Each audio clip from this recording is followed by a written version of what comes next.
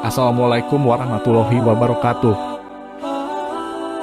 Isra Miraj adalah peristiwa penting dalam sejarah Islam yang mengisahkan perjalanan Nabi Muhammad. Peristiwa ini diperingati sebagai perjalanan suci Rasulullah sekaligus tanda kekuasaan Allah Subhanahu wa Ta'ala. Isra adalah perjalanan Rasulullah dari Masjidil Haram menuju Masjidil Aqsa. Sedangkan Miraj adalah perjalanan beliau dari Masjidil Aqsa menuju Sidratul Muntaha.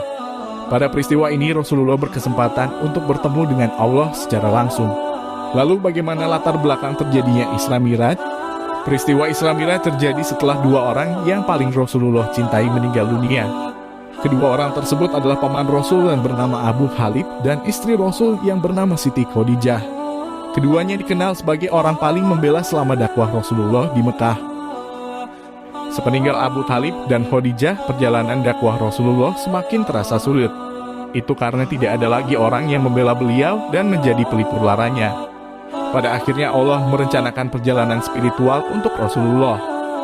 Isra Miraj adalah perjalanan spiritual untuk bertemu langsung dengan Allah, SWT, dan melihat singgasananya. Maka sebelum melakukannya ada rangkaian spiritual yang harus dilalui Rasulullah lebih dulu. Ritual spiritual dimulai ketika malaikat Jibril, Mikail, dan Israfil turun ke bumi menghampiri Rasulullah SAW di suatu malam. Dengan secepat kilat mereka membawa Rasulullah ke sumur Zam-Zam di Mekah.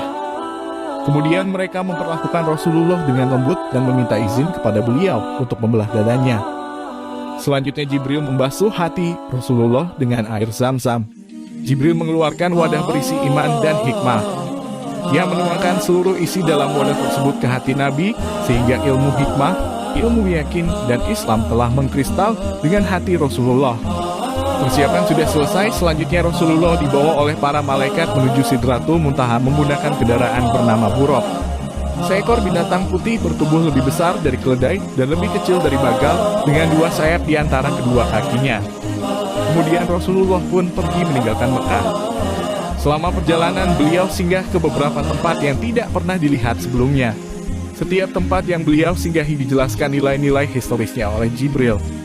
Rasulullah pun diperkenankan melakukan sholat sunnah 2 rakaat di masing-masing tempat. Kemudian Rasulullah juga diperlihatkan asap-asap seorang hamba yang durhaka dengan masing-masing jenis dosanya.